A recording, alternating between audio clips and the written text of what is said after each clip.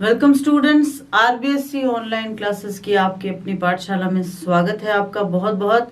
आज हम शुरू करने जा रहे हैं एनसीईआरटी का जो आपका सिलेबस चेंज्ड सिलेबस है उसके अकॉर्डिंग 10th क्लास, और बहुत शानदार तरीके से हम पढ़ाएंगे, बहुत अच्छे तरीके से आप पढ़ेंगे और फिर आशा करते हैं कि इस बार आपके जब एग्जाम्स होंगे तो पेंडेमिक जैसी कोई चीज़ नहीं होगी और आपके एग्जाम्स अच्छे से होंगे और फिर आप इस नए सिलेबस के साथ अच्छे खासे मार्किंग लेके आओगे। और इसी आशा के साथ शुरू करते हैं अपना सिलेबस जो 10th का है। सबसे पहले हम पढ़ेंगे ज्योग्राफी सेक्शन को। इस सेक्शन में सबसे पहला जो चैप्टर है वो है रिसोर्स एंड डेवलपमेंट, संसाधन एवं विकास। ठीक है, तो आइए पढ़ते हैं इस चैप्टर को। चैप्टर का नाम है संसाधन एवं विकास, रिसोर्स एंड डेवलपमेंट। तो सबसे पहले हम जानते हैं कि रिसोर्स क्या होते हैं, संसाधन होते क्या हैं। देखो, बहुत सी चीजें ऐसी है जो इंसान खुद नहीं बना सकता, वो हमें प्रकृति देती है। हाँ, हम उसको अपने तरीके से यूज करते हैं, ठीक है ना।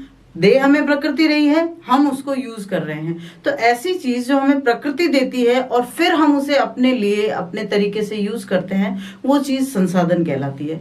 लेकिन हर कोई चीज जो प्रकृति देती है वो संसाधन नहीं बन पाती। कई सारी चीजें ऐसी है जो बहुत यूजफुल हमें लगता है कि हम इसका बहुत अच्छे से यूज कर सकते हैं, लेकिन हम कर नहीं पाते। उसके पीछे कई सारे रीजन होते हैं। तो एक संसाधन क्या होता है ये हम जानते हैं सबसे पहले इसकी परिभाषा से। परिभाषा है कि हमारे पर्यावरण में उपलब्ध प्रत्येक वस्तु जो हमारी आवश्यकताओं को पूरा करे। पॉइंट्स आपको नोट करने हैं, क्योंकि जितना आप उस चीज को समझोगे, देखिए अभी तो सेशन शुरू हुआ है तो अच्छे से समझ के पढ़िए। जितना आप समझोगे ना उतना आप अच्छे से लिख पाओगे। ठीक है, हमारे पर्यावरण में उपलब्ध प्रत्येक वस्तु, सबसे पहली बात जो हमारी आवश्यकताओं को पूरा करे। पहली बात हमारी जरूरत की है तो वो चीज, तो वो हमारे लिए संसाधन बन जाती है। उसके बाद में जिसे बनाने की प्रौद्योगिकी उपलब्ध हो। एक छोटा सा एग्जाम्पल मैं आपको देती हूँ। जैसे हम सबको पता है कि जो पानी होता है उसके मॉलिक्यूल्स कौन कौन से होते हैं, उसमें हाइड्रोजन होता है, उसमें ऑक्सीजन होता है। हम सब जानते हैं कि H2O पानी होता है। लेकिन क्या किसी दिन हमें जरूरत पड़े तो हम आसानी से उसमें से O2 अलग कर सकते हैं? नहीं कर सकते। उसके लिए बहुत ज्यादा, इतनी ज्यादा वो प्रौद्योगिकी की जरूरत पड़ती है। हो तो सकता है, लेकिन वो इतना ज्यादा सब कुछ तामझाम हो जाता है कि वो आम इंसान के लिए इतना यूजफुल नहीं रह जाता। तो उसको हम फिर क्या नहीं कह सकते, उसको संसाधन नहीं कह सकते। हाँ, हम ये कह सकते हैं कि पानी हमारे लिए जरूरी है क्योंकि वो हमारे पीने के काम आता है, सिंचाई के लिए। तो वो एक तरीके से तो संसाधन है, लेकिन उस संसाधन को जिस तरीके से हम यूज कर रहे हैं उसमें प्रौद्योगिकी भी उपलब्ध होनी चाहिए। प्रौद्योगिकी का मतलब होता है टेक्नोलॉजी। वो टेक्नोलॉजी उपलब्ध होनी चाहिए कि हम उसको काम में ले सकें। अब समंदर में पानी है, खूब सारा है। हमारी धरती का जो कुल पानी है उसका 97% जो है वो समंदर में है। ठीक है, तो हम उसका सारा पानी क्या काम में ले पा रहे हैं? और अगर सारा पानी हम काम में ले पाएंगे तो क्या वो सही होगा? तो ये हर चीज को देखना, समझना और फिर काम में लेना उस चीज को संसाधन बनाता है। तो सबसे पहली बात कि जिसे बनाने की प्रौद्योगिकी उपलब्ध हो। दूसरी बात, जो आर्थिक रूप से संभाव्य हो। संभाव्य का मतलब ऐसा नहीं है कि उस चीज को काम में लेते लेते हम आर्थिक रूप से जो है बिल्कुल ही अक्षम हो जाएं। ठीक है ना, उसको काम में लेना हमारे लिए इकोनॉमिकली भी पॉसिबल हो। और तीसरी बात, सांस्कृतिक रूप से मान्य हो। सांस्कृतिक रूप से मान्य होने का मतलब है जिस समाज में हम रह रहे हैं, हमारे आसपास का जो वातावरण है, हम जैसे वनों की लकड़ियां काम में लेते हैं तो क्या हम अंधाधुंध काम में ले लेंगे? हम क्या उन वन्य जो जीव हैं उनका नहीं सोचेंगे? तो हम सबका सोच के साथ में चलेंगे। तो यानी कि ये तीनों चीजें जब साथ में हो तब वो चीज कहीं जाके कोई संसाधन का रूप लेती है। अब अगर संसाधन की परिभाषा आए तो आप यही लिखेंगे, हमारे पर्यावरण में उपलब्ध प्रत्येक वस्तु जो हमारी आवश्यकताओं को पूरा करे। सबसे पहली शर्त तो यही कि आवश्यकताओं को पूरा करे। जिसे बनाने की प्रौद्योगिकी, टेक्नोलॉजी उपलब्ध हो, जो आर्थिक रूप से संभाव्य हो और सांस्कृतिक रूप से मान्य हो। ये तीनों चीजें हो, वही चीज क्या है? संसाधन है। Resource is everything provided by nature which satisfies our needs, should be technologically accessible. We can access that with our technologies, with our all the technologies, and we can use it better. Then economically feasible, afford कर सके हम उसको, and culturally acceptable. These three are the conditions which made a thing a resource. अब एक छोटे से diagram के माध्यम से हम समझते हैं कि किस प्रकार से जो है सारी चीजें मिलकर काम करती है। किसी भी संसाधन के सेंटर में, किसी भी रिसोर्स के सेंटर में कौन होता है? ह्यूमन, मानव जरूरी है, क्योंकि प्रकृति तो अपनी चीजों को आगे ले जा ही रही है, कैरी ऑन कर रही है, लेकिन उस चीज को संसाधन में कन्वर्ट करने वाला होता है मानव। उस चीज को संसाधन बनाता कौन है? मानव। क्यों? क्योंकि वो उस संसाधन को जब तक काम में नहीं लेगा तब तक वो संसाधन कहलाएगी नहीं। अब उस संसाधन को मानव तक पहुंचाना और मानव उस संसाधन को कहां से यूज करे, इसके लिए तीन चीजें काम करती है। सबसे पहली चीज तो होती है प्रकृति, दूसरी चीज होती है प्रौद्योगिकी या टेक्नोलॉजी, और तीसरी चीज होती है संस्थाएं। देखो, हम समाज में रहकर ही उस चीज को काम में ले सकते हैं। एक अकेला इंसान जो है जिंदगी तो निकाल सकता है, लेकिन पूरे तरह से उन संसाधनों को काम में नहीं ले सकता। तो इस डायग्राम के माध्यम से हम आसानी से समझ सकते हैं कि ये 3-वे प्रोसेस जो है उसका सेंटर तो है ह्यूमन, मानव, और ये 3-वे प्रोसेस किन किन के बीच में चलती है? प्रकृति, प्रौद्योगिकी और संस्थाएं। Nature, technology and institutions, and human is there in the middle of all these things. तब कहीं जाके कोई चीज संसाधन का रूप ले पाती है। अब देखते हैं कि संसाधनों का वर्गीकरण कैसे किया जा सकता है। वर्गीकरण क्या होता है? किसी को क्लासिफाई करना, अलग अलग वर्गों में बांटना, जिससे हमें पता चले कि कौन सा किस काम आता है। ठीक है, तो वर्गीकरण कैसे किया जा सकता है? संसाधनों को 2 हिस्सों में बांटा जा सकता है। पहला है नेचुरल और दूसरा है मानवीय। प्राकृतिक और मानवीय, नेचुरल एंड ह्यूमन रिसोर्सेज। प्राकृतिक जो होते हैं वो हमें प्रकृति से ही प्राप्त होते हैं। ठीक है, हर चीज जो प्रकृति से मिली है, वैसे तो हम कह ही रहे हैं कि संसाधन वही होते हैं जो हमें प्रकृति से प्राप्त होते हैं। तो मानवीय भी हो जाते हैं। मानवीय कैसे होते हैं? जैसे संस्थाएं इंसान ने अपने हिसाब से बनाई है, तो वो संस्थाएं जो हमारे काम आती है, जैसे हमने समाज बनाए हैं, हमने धर्म बनाए हैं, हमने जातियां बनाई हैं, तो ये संस्थाएं हमारे हिसाब से हमारे लिए काम करती है, हमारे हित के लिए काम करती है। तो वो संस्थाएं, संरचनाएं, जिस तरह से हमने अलग अलग डिपार्टमेंट्स बनाए हैं। बैंकिंग जोन अलग होता है, जिसमें LIC का आप करवाते हो, या फिर आप रेलवे चले जाओ, तो वो प्रोडक्टिविटी नहीं है, लेकिन वो हमारी हेल्प करते हैं। तो वो भी क्या है? संस्थाएं और संरचनाएं मानवीय संसाधन है। साथ ही मात्रा, गुणवत्ता, हम हर चीज को नापते तोलते हैं, वो अच्छी है बुरी है, ये भी इंसान ने ही बनाए हैं। तो वो संस्थाएं, संरचनाएं और मात्रा, गुणवत्ता, ये होते हैं मानवीय संसाधन। ये इंसान ने बनाए हैं, अपने ही फायदे के लिए बनाए हैं, अपना काम आसान करने के लिए बनाए हैं। तो मानवीय संसाधनों को हम 2 भागों में बांट सकते हैं, संस्थाएं, संरचनाएं और मात्रा, गुणवत्ता। अब है प्राकृतिक संसाधन। प्राकृतिक संसाधनों को हम फिर 2 भागों में बांट सकते हैं। पहला है वो जिनको नवीकरण किया जा सके, जिनको रिन्यू किया जा सके, जिनको फिर से बनाया जा सके। रिन्यू का मतलब ये नहीं है कि हम फिर से काम में ले लें, जिनको फिर से बनाया जा सके। ठीक है, और अनवीकरण यानी जिनको फिर से बनाया ना जा सके, मतलब जिनको बिल्कुल ही रिन्यू नहीं किया जा सके, नॉन रिन्यूएबल। जिनका नवीकरण किया जा सकता है उनमें आते हैं एक तो वो जिनका सतत प्रवाह होता रहता है, जैसे एग्जाम्पल है नदियों का। नदियां बहती है, सागर में मिलती है, फिर से उनकी भाप बनती है, बारिश होती है, जो पहाड़ों पे जाके बर्फ के रूप में जमती है, और वो बर्फ फिर से पिघल के नदियों के रूप में आती है। तो ये एक वाटर साइकिल आप जब से छोटे क्लास से थे तब से पढ़ते आ रहे हो। तो ये वाटर साइकिल क्या है? ये हमारे प्राकृतिक जो संसाधन है, जो नेचुरल रिसोर्सेज हैं, उनके रिन्यूएबल होने का एक प्रमाण है। ठीक है, हवा है, हवा भी इस तरह से रिन्यूएबल है, और ये सतत प्रवाह की जो चीजें हैं वो हैं। सतत प्रवाह के अलावा जैविक कई रिन्यूएबल भी होते हैं, बायोलॉजिकल। जैविक क्या होते हैं? वो जिनमें जीव होता है, जिनमें प्राण होते हैं, ऐसी चीजें। जैसे प्राकृतिक वनस्पति, हम इनको रिन्यू कर सकते हैं। हम ज्यादा से ज्यादा जंगल काट लिए, लेकिन हम चाहें तो पेड़ लगा सकते हैं। ठीक वैसे ही वन्य जीव, हम उनकी प्रजातियों को लुप्त होने से बचा सकते हैं, उनको बढ़ने में मदद कर सकते हैं। तो ये जिनमें सतत प्रवाह और जैविक, ये दोनों रिन्यूएबल है। ठीक है, नवीकरण, जिनको फिर से बनाया जा सके। दूसरे प्राकृतिक संसाधन होते हैं वो जिनका रिन्यू नहीं किया जा सकता, जिनको बनाया नहीं जा सकता, अनवीकरणीय जो संसाधन होते हैं वो। इनको हम दो भागों में बांट सकते हैं। पहले तो वो जो पुनः चक्रीय या रिसाइकलेबल होते हैं, पुनः चक्रीय यानी जिनको हम फिर से काम में ले सकें, जैसे कि मेटल्स होती है, धातुएं होती है, धातुओं से हमने लोहे से कुछ बनाया, ठीक है, अब वो चीज हमारे काम नहीं आ रही है तो हम क्या कर सकते हैं, उनको पिघला के फिर से कुछ बना सकते हैं, ठीक है। तो वो होते हैं रिसाइकलेबल, जिनको फिर से जिनका निर्माण नहीं किया जाए लेकिन उनसे वस्तुएं फिर से दूसरी बनाई जा सके। प्लास्टिक है, जिनसे हम प्लास्टिक को पिघलाकर और वापस किसी सांचे में डाल सकते हैं, उनको कहते हैं रिसाइकलेबल या पुनः चक्रीय।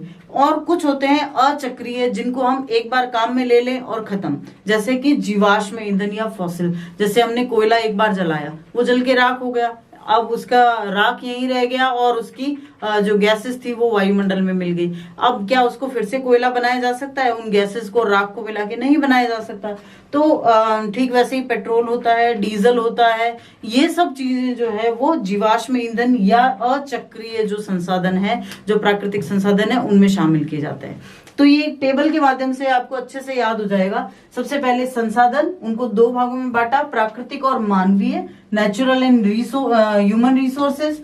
फिर प्राकृतिक को फिर से दो भागों में बांटा है, वो जिनको रिन्यू किया जा सके, जिनको रिन्यू नहीं किया जा सके, नवीकरणीय और अनवीकरणीय। नवीकरणीय में सतत प्रवाह वाले जल और हवा जैसे, और जैविक भी होते हैं। जैविक में हमारे पेड़ पौधे आते हैं, वेजिटेशन, और वन्य जीव यानी वाइल्ड लाइफ आते हैं। और अनवीकरणीय में वो जिनको रिसाइकिल किया जा सके। अब हम नए धातु बना तो नहीं सकते, हम चाहें तो क्या जमीन के नीचे लोहा फिर से बनने की प्रोसीजर कर सकते हैं? नहीं कर सकते, वो तो पुराने कई लाखों सालों का परिणाम है। लोहा फिर से नहीं बना सकते, लेकिन लोहे से बार बार अलग चीजें बना सकते हैं। तो वो होते हैं पुनः चक्रीय और अचक्रीय, रिसाइकलेबल एंड नॉन रिसाइकलेबल। फिर आता है जो मानवीय संसाधन होते हैं, ह्यूमन रिसोर्स। ह्यूमन रिसोर्स में संस्थाएं और संरचनाएं और मात्रा, गुणवत्ता, क्योंकि ये प्रकृति ने नहीं दिया है, ये इंसानों ने अपने दिमाग से अपने फायदे के लिए, अपने काम को आसान करने के लिए उपजाए हैं। तो इनको हम ह्यूमन रिसोर्स या मानवीय संसाधन कहेंगे, जिसमें संरचनाएं, संस्थाएं और मात्रा, गुणवत्ता शामिल किए जाते हैं। बच्चों, जो हमने टेबल पढ़ी थी उसमें तो हमने संसाधनों को सिर्फ प्राकृतिक और मानवीय में बांटकर और एक साधारण सा क्लासिफिकेशन कर दिया। इसको थोड़ा और विशाल रूप से और वृहद रूप से हम पढ़ते हैं कि संसाधनों को हम चार तरह से और क्लासिफाई कर सकते हैं, हम उनको और समझ सकते हैं। जिसमें पहला है उनके ओरिजिन के आधार पर, उनकी उत्पत्ति के आधार पर, कि संसाधन जो है वो उत्पन्न कहाँ से हुए हैं, ठीक है, जिनको हम दो तरह से बांट सकते हैं, जैविक और अजैविक, ठीक है। अगर जैविक का मतलब होता है जैसे एक पेड़ है, उससे फल लगे और उन बीजों से फिर से एक पेड़ हुआ, ठीक उसी प्रकार इंसान है, इंसानों के बच्चे होते हैं और वो भी बड़े होते हैं और ह्यूमन रिसोर्स की तरह काम आते हैं। जानवर हैं, जानवरों के बच्चे होते हैं, वो भी काम आते हैं। तो इस तरह से वो जो आगे से आगे अपने जीवन को बढ़ाते जाते हैं, श्रृंखला को चलाते जाते हैं, वो जैविक संसाधन कहलाते हैं। इनमें जीव जंतु और वनस्पति, flora and fauna are included. तो ये होते हैं बायोटिक। और बायोटिक यानी कि जिनमें जान नहीं होती, ठीक है, ऐसे हर संसाधन जिनमें जान नहीं होती, जैसे चट्टानें हैं, मिट्टी है, पानी है, ये अजैविक संसाधन है, इनमें जान नहीं होती। पेड़ को भी हम ऐसा मानते हैं कि सांस लेते हैं, हर चीज फील कर सकते हैं, लेकिन ये जो होते हैं ये फील नहीं कर सकते, इनमें जीव जैसा कुछ नहीं होता।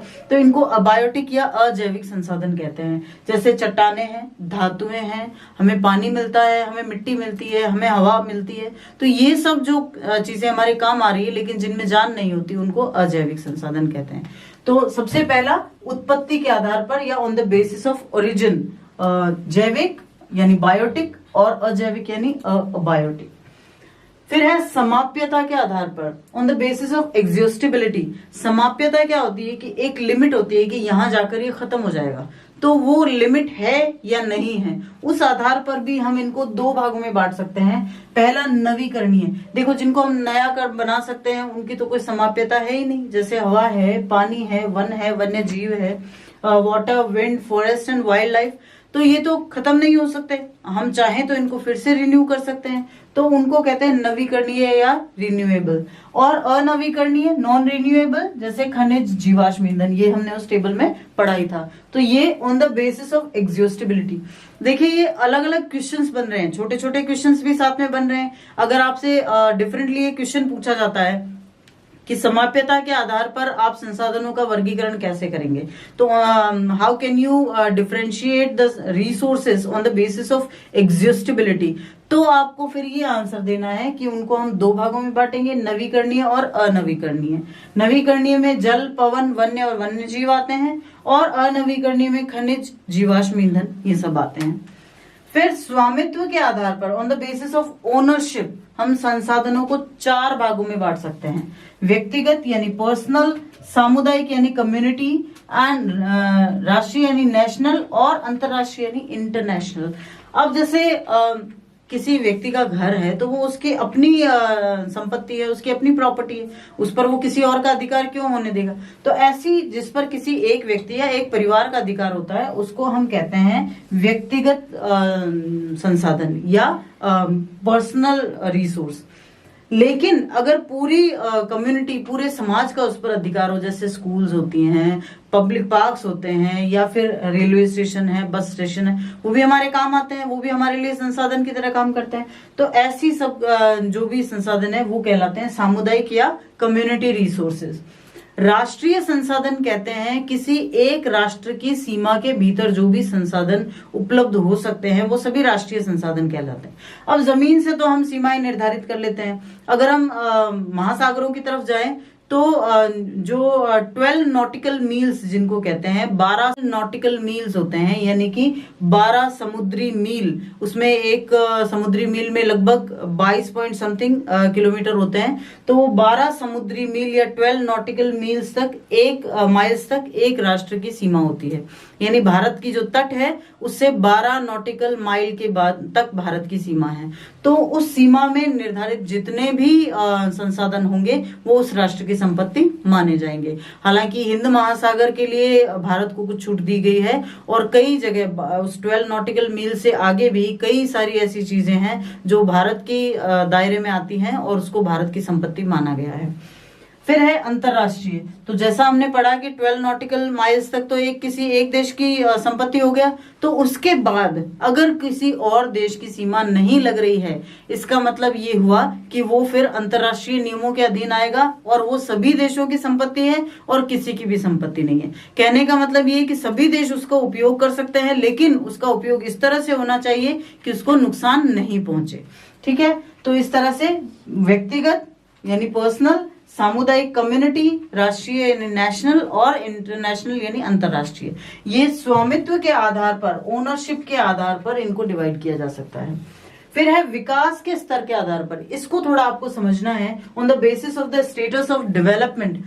देखिए, विकास के स्तर के आधार का मतलब किसी संसाधन को हमने किस प्रकार से काम में ले लिया है, जैसे संभावी, पोटेंशियल। अब इसमें इस तरह से समझ सकते हैं विकास के स्तर के आधार पर कि हमें पता है कि वो चीज काम आ सकती है, लेकिन वो हमारे लिए अभी सिर्फ पूरी तरह से काम में लेना संभव नहीं है। हमने उसका पोटेंशियल हमें पता है, हमें जानकारी है कि उसको किस तरह से काम में लेना है। जैसे कि सौर ऊर्जा है, बहुत खास करके भारत के पश्चिमी इलाकों में, गुजरात और राजस्थान में सौर ऊर्जा की अपार संभावनाएं हैं। लेकिन क्या हम सूरज की एक एक किरण का उपयोग कर सकते हैं? नहीं कर सकते। कई सारी किरणें ऐसी जाती है। वर्षा जल है, वो भी अपार संभावना है, लेकिन क्या हम वर्षा की एक एक बूंद बचा पा रहे हैं, उसको काम में ले पा रहे हैं? काफी सारा वेस्ट हो जाता है। पवन ऊर्जा, राजस्थान के जो मरुस्थलीय भाग है वहां पवन ऊर्जा का अच्छे से उपयोग किया जा सकता है, लेकिन क्या हम हवा की एक एक वेव का उपयोग कर सकते हैं? नहीं कर सकते।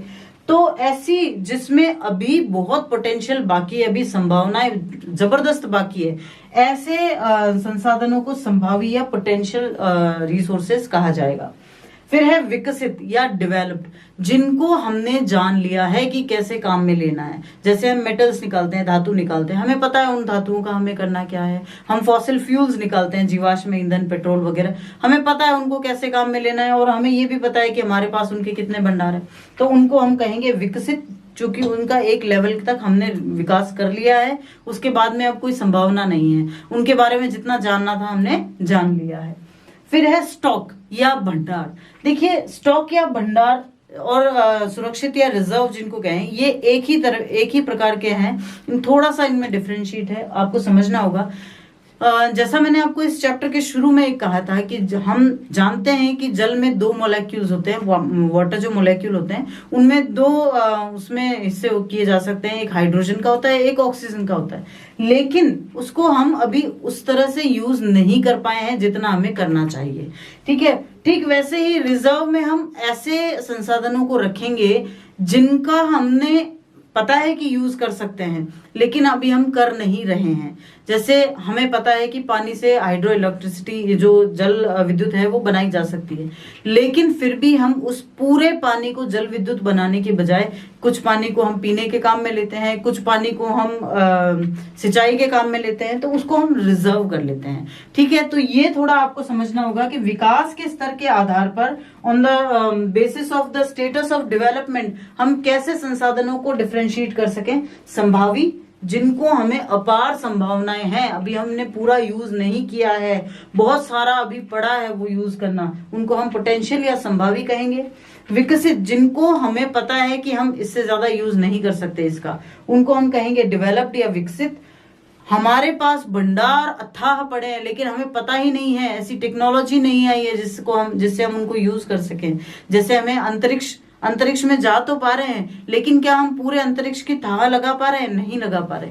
तो ऐसे जो संसाधन हैं उनको हम कहेंगे भंडार या स्टॉक में रखेंगे। और रिजर्व, हमें पता है कैसे लेना है काम में पूरी तरह से, लेकिन हम नहीं लेते क्योंकि और भी उनके यूसेज होते हैं, तो उनको हम कहेंगे रिजर्व या सुरक्षित में। तो इस तरह से हम जान सकते हैं कि कितने प्रकार से हम संसाधनों को डिवाइड कर सकते हैं और उनको किस किस प्रकार से अलग से बता सकते हैं। ये अलग से क्वेश्चन आ सकते हैं, चाहे वो आपसे उत्पत्ति के यानी ओरिजिन के आधार पर पूछ लिया जाए, चाहे आपसे समाप्यता यानी एग्जिस्टिबिलिटी के आधार पर पूछ लिया जाए, ओनरशिप इसके मालिकाना हक के आधार पर पूछ लिया जाए, या on the basis of status of development विकास के स्तर के आधार पर पूछ लिया जाए, तो आपको उनको इस तरह से डिवाइड करना है। ये होता है इसका परफेक्ट क्लासिफिकेशन। तो बच्चों, आज हमने जाना कि संसाधन क्या होते हैं, उनका क्लासिफिकेशन किस तरह से किया जा सकता है, कोई चीज संसाधन कैसे बनती है, उनके क्या क्या पोर्शंस होते हैं जो हम काम में लेते हैं। आपको अच्छे से सारी चीजों को समझ के पढ़ना है। क्यों? क्योंकि अभी आपका सेशन स्टार्ट हुआ है। आप अभी जितना समझ लोगे, आप कई बच्चे आलस भी कर जाते हैं कि अभी क्या है, बाद में पढ़ लेंगे, लेकिन अभी आप जितना समझोगे आपका बेस क्लियर हो जाएगा। चूंकि ये आपके लिए बहुत सारी नई चीजें हैं पिछले जो है कोर्स के मुकाबले। अगर आप 9th प्रॉपरली पढ़ के आए हो तब तो फिर भी थोड़ा बहुत ठीक है, इजी हो जाता है, लेकिन आपने 9th के एग्जाम भी नहीं दिए हैं तो वो शायद आपका उतना प्रॉपरली प्रिपेयर नहीं हुआ है और उसमें कोर्स भी आपके 100% नहीं था। तो जरूरी है कि आप अच्छे से समझो। आज जो मैंने समझाया है उसको आप अच्छे से समझिएगा। ये इस चैप्टर का बहुत इंपॉर्टेंट पोर्शन है जो कि संसाधन से रिलेटेड है और बहुत अच्छे क्वेश्चंस इसमें से बनते हैं। तो आप देखते रहिए अगले वीडियोस भी, इसी तरह से जुड़े रहिए हमारे साथ। लाइक कीजिए, शेयर कीजिए, कमेंट कीजिए और सब्सक्राइब कीजिए। Thank you.